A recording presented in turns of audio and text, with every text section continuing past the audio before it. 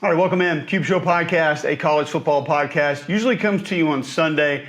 Not so much this week as we had to bump some things back, had some travel issues, but we're going to dive right into it. Massive games over the weekend. LSU, Bama did not disappoint. Georgia, Missouri did not disappoint. A couple other surprise games that were a little more competitive than we thought. Jacksonville State and South Carolina. We're going to break them all down. You know, each and every week we're brought to you by Wickles Pickles, wickedly delicious. Go check out their website, wicklespickles.com. Go to the Instagram, find some good ingredients that you can use, or some good recipes, excuse me. They can be the ingredients for those recipes. You can get rolling. Wickles Pickles, we've got them at home. We snack on them. They are outstanding. They got a giveaway going on Twitter right now as well, at Wickles Pickles. Go check that out. Appreciate them sponsoring the show and being a title sponsor.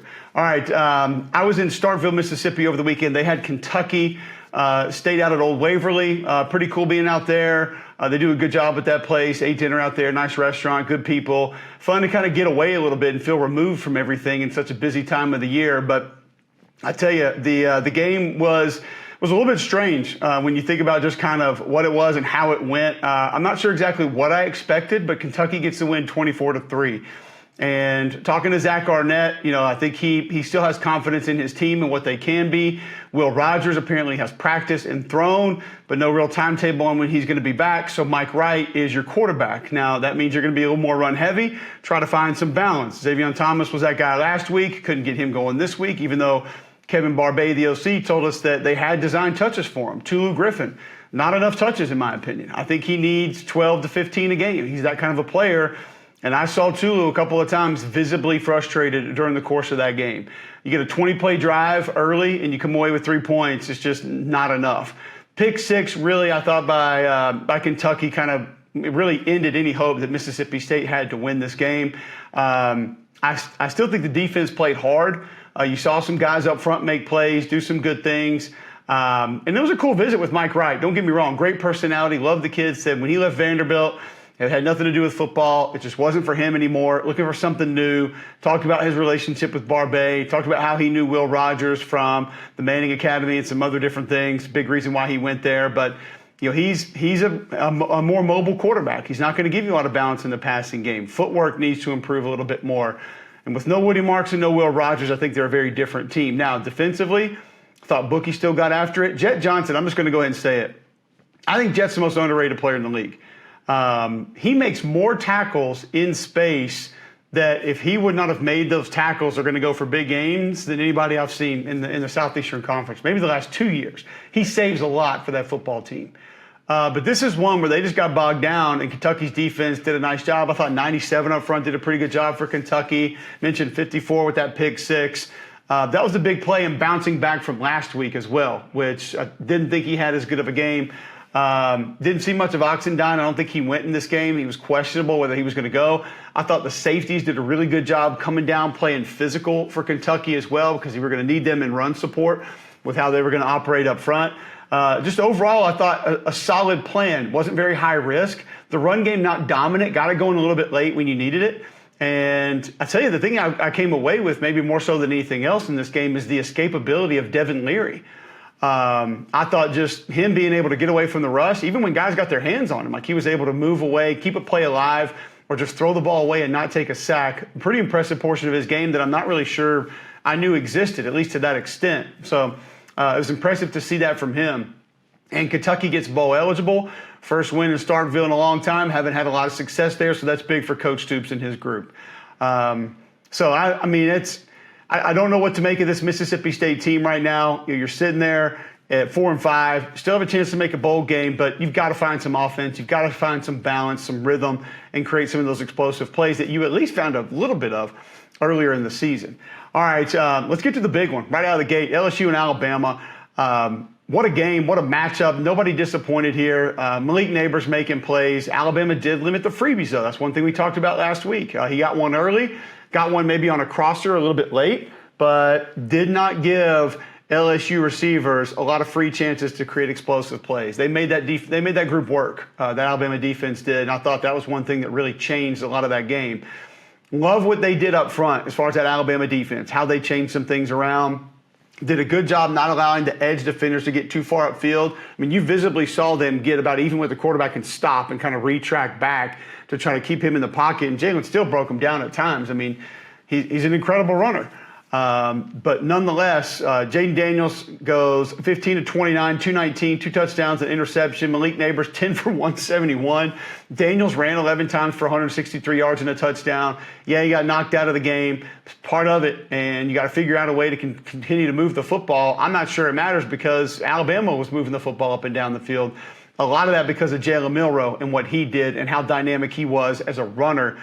Guy was unbelievable on third down. Milroe was. I've got it right here. And, I mean, you think about just him being able to continue drives, move the chains, and how much he changed the game by doing what he did on third down. He was 5 of 5 passing on third down for 93 yards, picked up 4 first downs.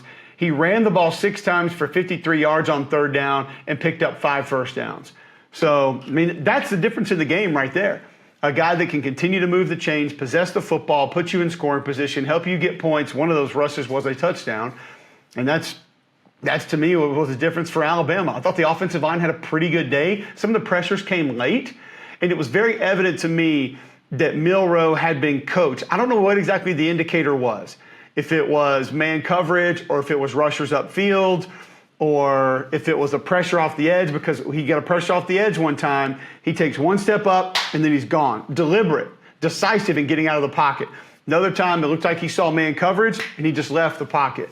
There was another edge defender comes off, he steps up, the pocket really collapsed on him and he didn't panic and he gets out of there and he goes and picks up first down yardage. He was amazing on third down.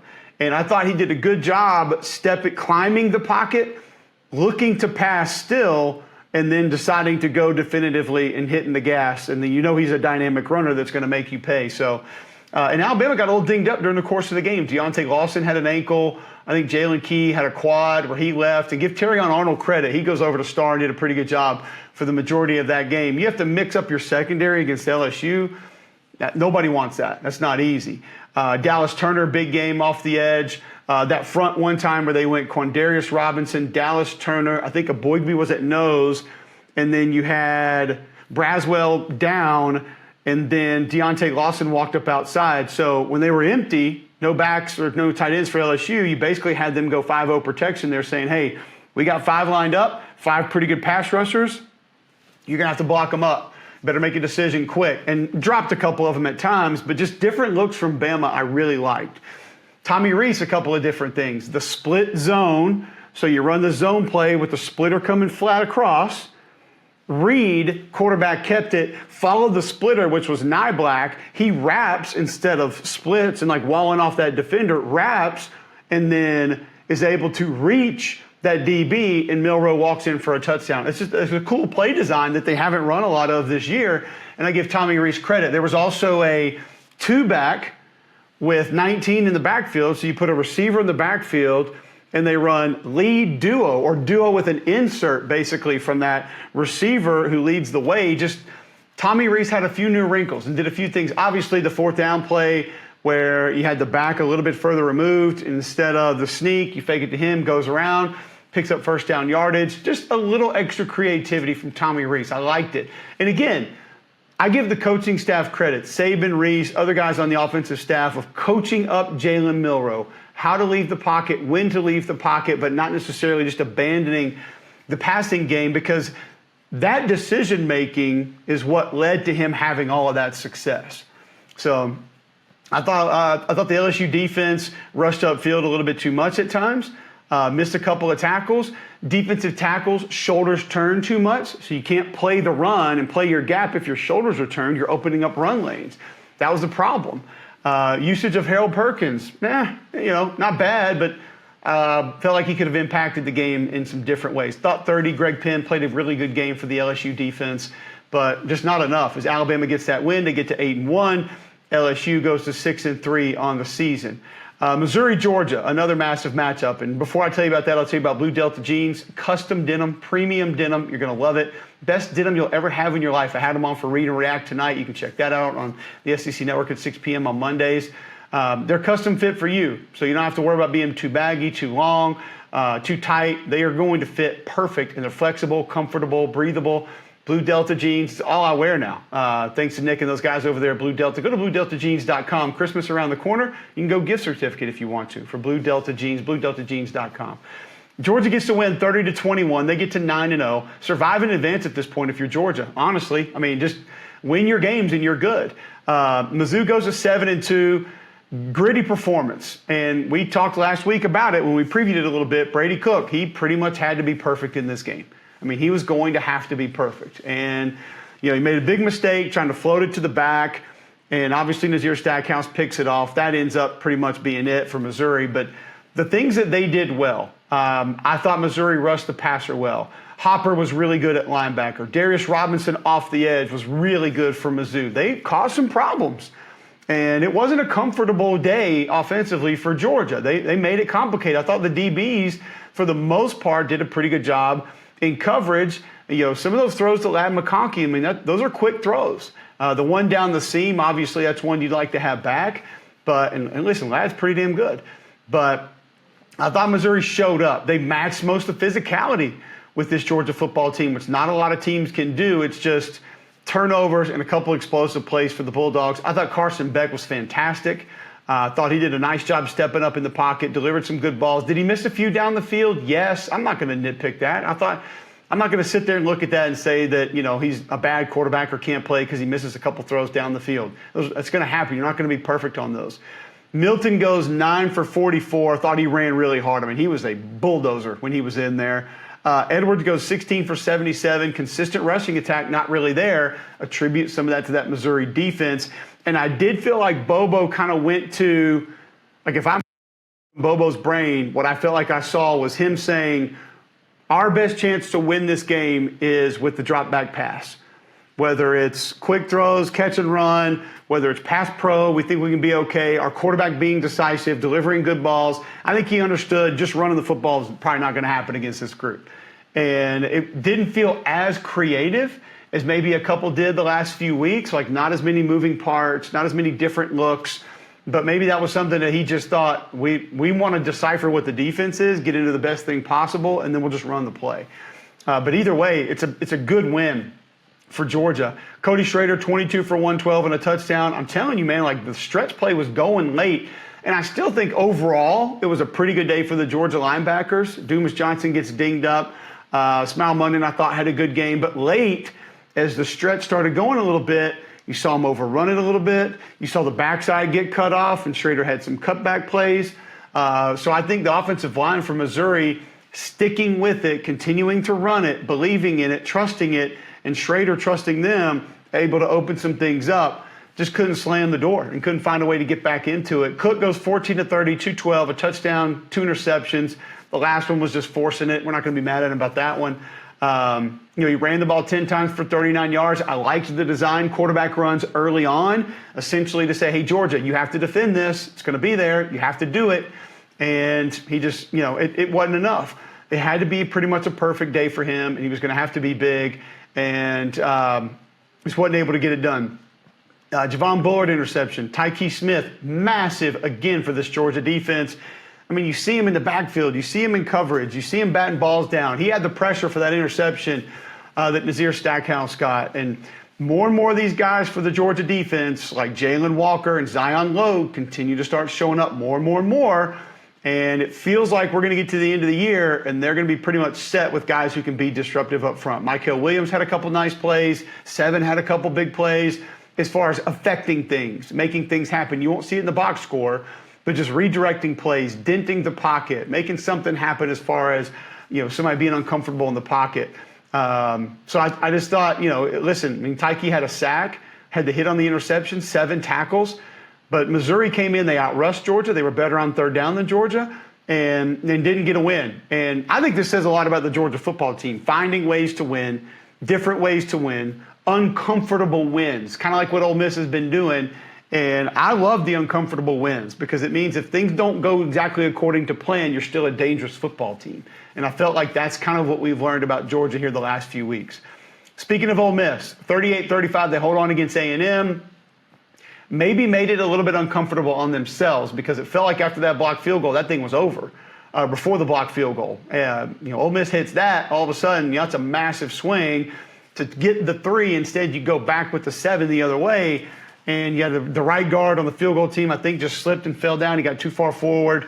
Shamar Turner goes up, blocks that thing, they run it back. But either way, the offense for Ole Miss was pretty sharp. 387, 2 touchdowns, no picks for Jackson Dart. Trey Harris, 11 for 213. And a touchdown, and had a couple out of bounds that were just ridiculous. He could have had more than that easy. He is unbelievable, whether it's 50-50 balls in traffic, catch and run, getting guys off of him, working the middle of the field. Like, he's dynamic. And he's going to be a problem for Georgia this weekend, but he had a big day. Judkins goes for 100 again, 23 for 102, 3 touchdowns. I love how they got north and south with Judkins late. You have an opportunity to slam the door, put the nail in the coffin, finish your opponent. Like Scorpion throwing that javelin and reeling him over there. Judkins was a big part of that getting downhill. I was not a fan of DJ Durkin playing 3 down late. Judkins gutted you in that defense last year. He was gutting you on that drive. And your best players on defense, outside of Edgerrin Cooper, who's been amazing this year, should be on the Butkus finalist list. You're only playing 3 D linemen, and that's your best position group. Like, get more of your best bodies on the field, be more capable stopping the run. But you saw the little quick option that Ole Miss ran, like another new wrinkle from them right there, and goes in and picks up the touchdown or gets close to the end zone, then you get the touchdown. I thought Damani Richardson had a pretty good game for that defense. Cooper was great again. Nolan, Diggs, Turner, Rakes, all solid for the A&M defense, but just not enough consistently. I think that's the biggest thing with A&M is consistency, more than anything else, because you see guys run the ball and they run the ball well, and then it's like all of a sudden that goes away. Protection, good, and then complete meltdown. Quarterback, strike. What are you doing? The consistency is just not there. And it's weird because this road losing streak, now 9 games in true road games, like defense travels, right? That's what we always say. And it just doesn't feel like that's happening for Texas A&M. They have good backs. They should have a good offensive line. They don't. Capable tight ends that can help you. Max Wright did some good things in this game. Yet you can't consistently run the football. I thought Reuben Owens ran hard. I hated to see what happened to Le'Veon Mosca because he's one of my favorite backs in the league. But it's kind of mind-numbing for me. And I know you didn't have Evan Stewart, but you have other weapons. Like Jahdae Walker was big, 8 for 100. But the ball security, putting the ball on the ground, throwing the ball to the other team. I mean, Max Johnson could have multiple interceptions late in that game that weren't able to be reeled in. So the decision-making not there. The slide protection for A&M is egregious. You quarter slide, half slide, whether it's center right guard, right tackle sliding, left guard, left tackle sliding, and you get pressure up the middle multiple times. It happened to this offense. It can't take place. You slide the protection to avoid that, and you're letting run through hit right there in the A gap. It happened 3 or 4 times just in this game. It's unacceptable. It cannot take place. So I really don't know where you go from here. 5 and 4. Anais Smith, 7 touches for 94 yards total. I've said it before. I think he needs to be in that 12 to 14 touch range. He's that dynamic. You saw it last week, and those were more catch and runs last week, but it may be a little bit further down the field. He has to be a part of what you're doing. The Ole Miss defense got some good performances. J.J. Pegues is becoming a really good defensive lineman, not just an athlete playing D-line. Like, he's using his hands much better. You saw Perkins off the edge. You saw Trey Washington made a couple of big plays. Ladarius Tennison's flying all over the place. He's putting his body on the line, just banging into people. Cedric Johnson, good off the edge. He's had a little bit of probably a quieter year than some people anticipated. But Pete did a really good job of dialing up some pressures the right way that he needed to, when he needed to, and didn't always show it and cause some of that commotion. It's a big win for Ole Miss, make no mistake. And they get a bigger one this week against Georgia. I think they can be a little problematic. We'll talk about it somewhat later in the show. But that's a massive win for Lane Kiffin and company. Massive win for you can be the Lawnmower 5.0. Why? Well, listen, it's the most revolutionary ball trimmer the world's ever seen. Our friends over at Manscaped, they've been working night and day to bring you below-the-waist grooming experience like none other with their brand new Lawnmower 5.0 Ultra. Talking about a next-generation trimmer with interchangeable blade heads for whatever your shave mind can imagine. AI is cool, but think this might be the biggest technological advancement this world's ever seen. Upgrade your grooming game to the Ultrasphere this year by going to manscaped.com to get 20% off plus free shipping with promo code CUBE, C-U-B-E. High tech for low prices. It's Manscaped. Every man knows how scary it can get when going for a close shave below the belt. That's why I trust Manscaped for all my sensitive areas. Again, get 20% off. Use promo code CUBE, C-U-B-E, and free shipping at manscaped.com. 20% off plus free shipping. Promo code CUBE, manscaped.com. You will not regret it. All right, Tennessee smashes UConn. Didn't have John Campbell Jr. for the whole game. Left side struggled just a little bit because of that. Joe Milton, 11 of 14, 254, 2 touchdowns, no picks. I'm going to regurgitate something I've said about him this year, okay? And they run for 200 again. I think they've done it now in like 16 of 23 or some games under Josh Heupel. Like, they run for 200, they're going to beat you. And they want to run first. And I think they're a more run-first team this year than they have been. Spraggins getting after it pretty good with Cooper back in at center. Like, they kind of got the O-line figured out. Minty did some good things at right tackle. The tight ends were great. 34 adds so much to what he does. Obviously, 87 does a good job with the inserts and the split zone. They've got the run game humming. And they've added Joe Milton to it a little bit more than in the past. And he brings a power element to that. So now they become even more difficult to defend. Plus, with how Joe spits it out to the perimeter quickly, I think that helps the run game also get going. You add tempo. And when it's easy throws and easier runs, plus quarterback runs, I think it makes Joe a little bit better going that much faster with those kind of plays. He doesn't have to push the ball down the field 10, 12 times a game for them to win. He really doesn't. Because he gets it out on the perimeter so fast, I think it forces you to defend it wider, which opens up things in the run game. Like, I'm going to be interested to see how Schumann and Muschamp and Kirby play it, because they compress space so quickly. That secondary gets to the ball in a hurry, and it looks like you got a lot of green, and it closes fast. But I think this defense challenges you wide a little bit more so, or this offense, excuse me. It challenges you with their width more so than they did a year ago, whereas last year it challenged you down the field, and this one might not do that as much. The backs are obviously fantastic. Jalen Wright, 8 for 113. I thought Elijah Herring was good on defense. Jalen McCullough was good on defense. Good to have 10 back in there. He was disrupted a little bit up front defensively.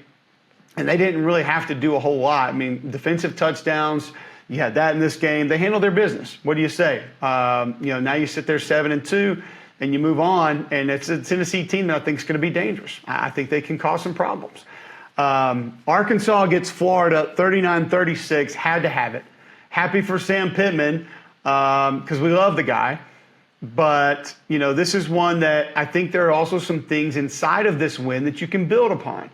Florida had plenty of success on offense. I mean, don't think that they didn't. Mertz had a good day.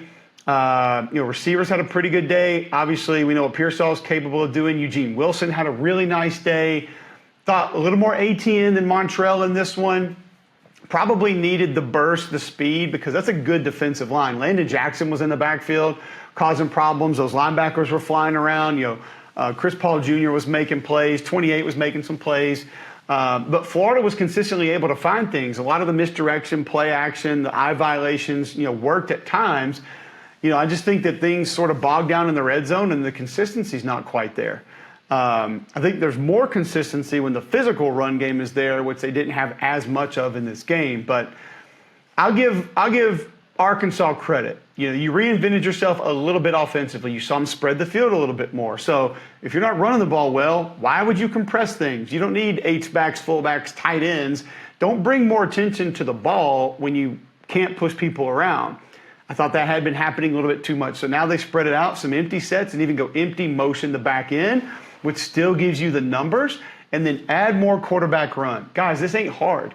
Ben Lear told me a long time ago, football ain't hard, and this is the epitome of that. KJ Jefferson is a great runner with the football in his hand. He can be physical. He can run away from you, stiff arm. He's just a great runner. Why not use that? And they had gotten away from it a little bit. Now, the cool part is they still did this with tight end usage. So even with some 12 personnel, but splitting those guys out, you're still able to find ways to win. By the way, Varkey's Gums, 30. We saw him in this game for Arkansas a little bit later. He was great in the run game. Like, that kid gets after you in the run game. Just tell him what the damn play is. It doesn't matter. but he's a guy who can help them. I really do believe he can help them down the stretch. Andrew Armstrong, hey, catch and run. What do you know? 3 for 103. Like, finally, we get a little catch and run from the Arkansas wide receivers. But when you spread it out, you give them more opportunities to be able to do that. So, and then the other run game gets going a little bit. Well, I know they weren't dominant on the ground in this game. Rocket was 18 for 103. Great to have him back. I mean, he's a must-have if you're going to win some of these games down the stretch. But you saw what those backside defensive ends had to do, staying home to play quarterback run. That opens up cutback lanes and other things inside to help a run game that just hadn't been great this year. So a pretty simple formula to change some things for Arkansas that I think they can build upon. Actually didn't think KJ was at his best, 20 of 31, 255. He missed some throws. He looked a little bit erratic at times, kind of looked uncomfortable at times, but it's still in there, and we know it's there, and he made big plays when he had to. I mean, I felt like those last 2 drives, he just said, I got this, guys. Like, hop on my back. Here we go. I'm going to get this thing done. I'm going to finish this off. Jacksonville State, South Carolina. Whoa, buddy. 38-28. Some of the similar defensive issues that we've seen with this team, with safeties creeping up a little bit close to the line of scrimmage, getting hurt on plays downfield, play action being impactful. You had a mobile quarterback. When he got on the perimeter, some things broke down. Scramble drill was good for the Gamecocks, but for the Jacksonville State Gamecocks. But in the end, you get a win. And by God, you just needed a W right now if you're Shane Beamer or the South Carolina Gamecocks. And you got that. Now, offensively, I thought Mario Anderson ran hard. Great feel for the zone scheme. But it's actually a pretty good Jacksonville State defensive line. I've seen them a lot over the last few years, and they got a couple dudes up there that can be problematic. But the offensive line is just, they're beat to hell and back, and they don't have a lot of bodies, and they can't practice the way they want to, and they couldn't open things up. But they stuck with it, and I thought Dal Loggins did a really nice job of sort of creating different things, moving guys around, different formations. You didn't have Trey Knox either, which is hurtful. Six had a really nice game at tight end, kind of filling in. That was big. They needed him to be able to do some of the intermediate things, and you saw the confidence Spencer Rattler has in Xavier Legette. I mean, work in the middle of the field, making guys miss when he catches the comeback over on the left hash. The deep ball over the sideline, safety's got the angle, and he just burns past him. Like, Xavier Legette is just he is a monster, man. Big, physical, ton of speed, has really improved his ball skills, and he's fun to watch.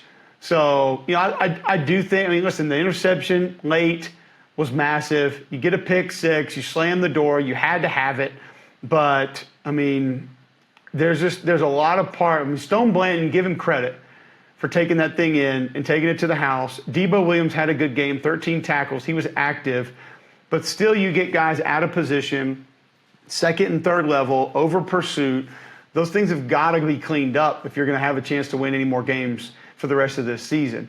You know, I thought Tyreek Johnson did some good things. He's been pretty good off the edge this year. Jordan Strachan did some good things as well. But this was a different style plan that was going to attack you with their quarterback's legs in different ways. And you've got to be home. You've got to play sound. You've got to keep contained. And some of those things went away at times. The offensive line is just not going to be able to open things up. They're not just going to protect. But you saw Dal move the pocket a little bit. And Rattler was frustrated some, but I also think you give him credit for sticking with it and finding a way to win a game. He made some big throws, some under pressure, some where they were quick and he had some time. But he knew, think about Rattler this year, confidence in knowing where to go with the football. That has been a consistency with him throughout the course of this entire season. He was impressive. I mean, listen, you go out there and you throw for $399. I don't care who it is. Again, it's impressive for me. So South Carolina, maybe a little bit of confidence. They can build on this moving forward, find a way to get another couple games. Before I tell you about Auburn and Vanderbilt, Fabric Life Insurance, you guys know it's not something you probably think a ton about. Your parents used to talk about it, maybe think about it, but now you're in that spot where you need to think about it. And you hear life insurance ads, but it's time to get real. Protect your family, protect yourself. As a parent, listen, I've had to learn a lot of new skills to provide for my family, whether it's laundry, meal plan, school, pickup, activities, whatever that is. Fabric by Gerber Life provides an easy one-stop shop for your financial needs. They offer high-quality term life insurance policies plus other financial solutions in one easy online hub. Fall is about to be back to school, back to routine, the checklist that you're going to have for all the things coming up now with the holidays. The most important task on that list should be securing your family's financial future, starting with life insurance. Fabric by Gerber Life makes quick, easy, and affordable to protect your family so you can get back to enjoying life. Fabric designed by parents for parents to help you get a high-quality, surprisingly affordable term life insurance policy in less than 10 minutes. It's easy, guys. So here's what you have to do. Meetfabric.com/cube. MEET fabric.com/cube. Go there today. Join the thousands of parents who trust Fabric to protect their family. Apply today in just minutes at meetfabric.com/cube. Policies issued by Western Southern Life Insurance Company, not available in certain states. All right. Auburn gets a win. They get to 5-4. Bowl eligibility in sight. A bowl would be huge for Hugh Freeze in year one. Mentioned this before. Like, some Auburn fans were losing patience, getting frustrated and upset. There are no losses on that schedule that before the season we didn't think that team was a better team than Auburn was. But now you're finding a way to grind through and get some wins. You knock off Mississippi State, you knock off Vanderbilt, you get an SEC win on the road. I don't care who it is. That's good. It's a plus. It's a positive. There's some positive takeaways here. Thought the freshman center, Connor Liu, had a nice game, recognizing a little bit of a weird defense where that backside backer was going to be in a lot of stuff, when he was front side, where he needed to be, got some good cutoff blocks, opened up some things for Jarquez Hunter. Jarquez Hunter, massive day. And he showed great patience, allowing the zone play to develop, and then, boom, getting north and south. He was a lead blocker a couple of times. He helped him pass pro a little bit. Jarquez Hunter is not just great when the ball is in his hands. He helps Auburn win football games when he does not hold the football. That's huge. I thought Peyton Thorne was a little inconsistent. I thought he was a little less decisive than he was a week ago. And like I told you, some of those decisions were going to be more difficult because people weren't going to defend in as egregious manner as Mississippi State does sometimes. But the other portion of this is the drops were flat out egregious. I mean, this wide receiver core has got to step up and help this kid out. He's not good enough to just go win games on his own. And neither is the running game, by the way. It was good in this one, but they can't just go out and hand it off 50 times and expect to win games. Certain players on that offensive line that had been great this year were not great in this game. I thought for Vanderbilt, you had a couple of guys with nice wins off the edge. 29 had a couple of nice wins. I thought inside you were a little bit disruptive at times, but tackling at the second level was not great. Eye violations were a real problem for Vanderbilt. And that's one thing that Hugh and this offensive staff has done to help this run game get going. It's just a lot of things going different directions with a north-south runner that can really hurt you. Fairweather was nice at tight end. 13 made a couple of good grabs, had a couple of good blocks in the run game as well. But the consistency is not where it needs to be on offense. It just isn't. And I think the receivers are a big part of that. Offensive line, still a ways to go. Quarterback has to know when to get the ball out, needs to be more decisive, but did do some good things in the read game. When to pull the ball, when to hand the ball, and then being able to find some space to operate with his legs. I think that helped a couple of times. For the Vanderbilt offense, like, I don't understand what's going on at quarterback, man. Like, I really don't. I know Walter Taylor might be the future. He's athletic. He's got a big arm, but the playbook's limited when he comes in. And he came in, and Vandy's still in this game. So that, Ken Seals to me is the guy. And even if he's a little bit limited, there's enough around him to be able to make that go. You got to get the ball to 14 down the field more. And down the field, like not comeback routes and hitch routes and crossers, like down the field. He's that dangerous. 6 needs to touch the ball more. And I felt like it was heading that direction early, and they kind of got away from it, and then it wasn't that. So I don't know, man. It's tough to kind of diagnose offensively where they are because there's not enough time to work a lot of things down the field. There's not enough time for certain plays to develop that are longer in development because that offensive line just can't hold up. And they can't run right at you because they don't open things. So it's got to be a lot of east and west. It's got to be a lot of quick game. But I do think they're managing it well, and at least they're morphing and trying to change and do different things to give themselves opportunities. I just don't know if this quarterback situation is the best bet to be able to do that moving forward. Like it doesn't feel like that's really what it needs to be and where it needs to go. So, I don't know. I don't know if that's it. I don't know if that's where it needs to be. Defensively for Auburn, I thought you got some great effort. Keldrick Falk off the edge, like he's really compressing space well. He's playing out, he's playing in, he's rushing the passer. Like the stats aren't there, but he's affecting the game, and he's playing sound football for his position. Out on the edge, keeping contained, things of that nature. He's doing a really good job. Keontae Scott showed up again, 0, throwing his body around. I mean, love watching him play football. DJ James in the secondary had a really good day. And some of the guys inside, I think, kind of starting to show up just a little bit more for this Auburn defense. Justin Rogers gets a play here and there every now and then. Like, we know what Marcus Harris is, and that thing's going to be good and it's going to continue to roll. But I don't know if the edge presence is still not enough as far as pass rush, so you're going to need Asante, you're going to need Keys, probably in blitz situations, to be able to affect the quarterback. And keep in mind, like Falk off the edge, like we mentioned, next week, that's a big one. It's one that they're going to need him to have a big week with what they're going to face in a mobile quarterback. Also, I think when you just look at how that defense plays fast, they attack the football, the safeties play downhill, the linebackers play east-west. Like, it's that part of the defense, I think, is encouraging to kind of see what it is and maybe what it's got the capability to continue to be moving forward. So I feel pretty good about the Auburn defense.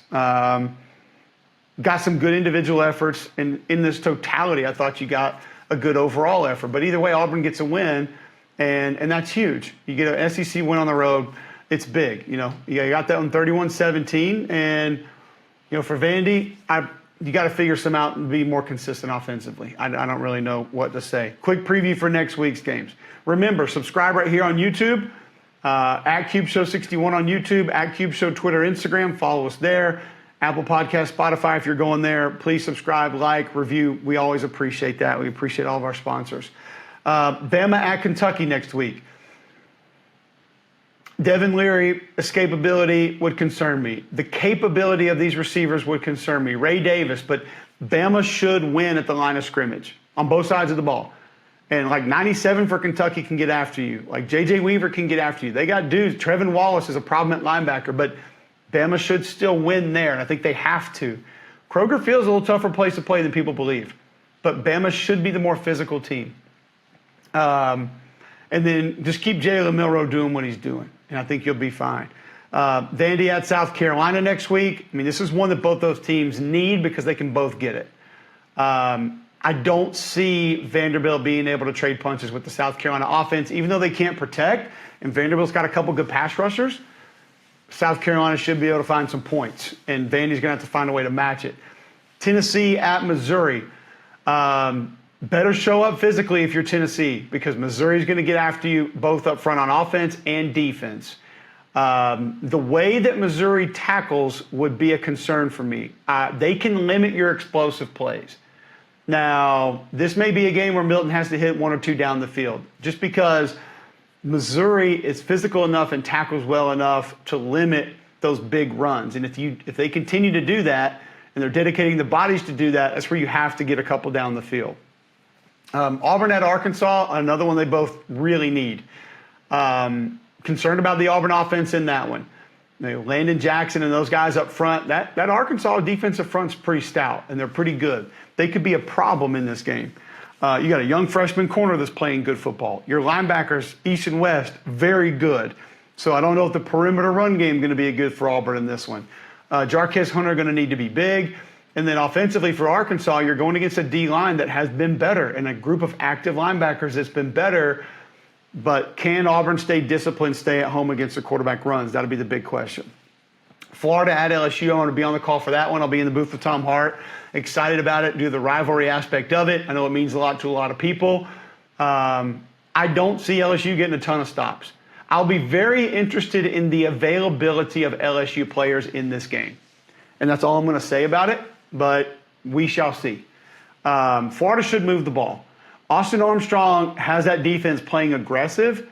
I just wonder if he has the bodies to continue playing that way. One of your best defenders goes out 2 weeks ago, tries to go against Georgia a little bit, and then can't finish the game. He needs different style players to do the things he wants to do. And then I think against LSU, you should be able to move the football, specifically on the ground. And if you can contain it, maintain it, depending on what's going at quarterback, We'll see what Florida can do. Mississippi State at A&M, another one. Like, these might not be highly ranked games, but there are a bunch of games that both teams really need. Obviously, A&M wins it.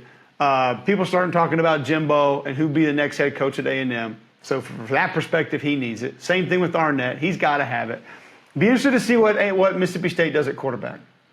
Because you tried the young kid late, Parson, and he's got skill, he's got ability, he's got mobility, big arm, but very rarely do we see the freshman quarterback go in late who was on scout team early in the season and all of a sudden it just clicks and it just goes. So that'll be tough. I don't know if that happens. But, Ole Miss at Georgia, massive game. I do think Lane can complicate this game. If he doesn't outthink himself like he has against Alabama a couple of times, use the eye violations. Caden Priestcorn, back and forth, motions, shifts, trades, then use tempo, Judkins, getting north and south, if you can remove those defenders from the box. Trey Harris is going to garner attention. Can Dayton Wade have a big game? Defensively, if you can just hold up physically against that run game and the pass rush a little bit better than what we've seen, can you force Carson Beck into a mistake or two? Because I think that's how Georgia's got it. That's what has to happen for Georgia to get beat. Carson Beck's going to have to make mistakes. And when he's getting easy outlet throws to Ladd McConkey and they're going for explosives, he ain't going to make a lot of mistakes doing that. But the tackles had some problems in pass pro. Ole Miss has been pretty good off the edge this year. I think they have 6 more sacks rushing forward this year than they did all of last year. So they've been good in that department. We'll see what happens. We'll be back. I'm going to try to get it out on Sunday next week. I'll be going from New Orleans to Charlotte Sunday morning. Try to get the show out for you on Sunday. I'm sorry it was a day late. I was in a fog yesterday, man. I'm going to be honest. Came back from Starkville. Thought I was going to get home at midnight. Hit the Alabama LSU traffic. Got home at 1:30. 6:30 flight out of Birmingham. Couldn't fall asleep yesterday during the day. But we're going to try to get it going. We're going to keep talking college football. Thank you all for all the support. We appreciate it. And we'll be back next week.